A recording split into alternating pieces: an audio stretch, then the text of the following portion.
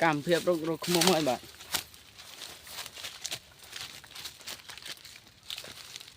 khơi nhót đây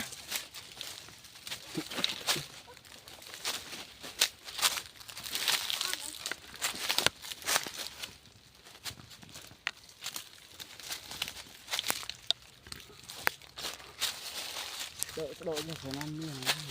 mưa rối cho năm muốn ba làm bay bực cốt này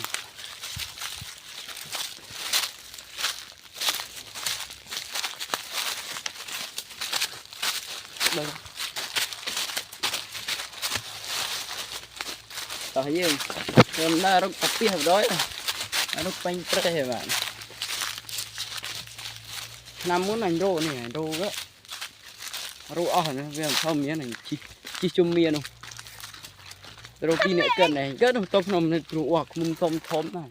để về độ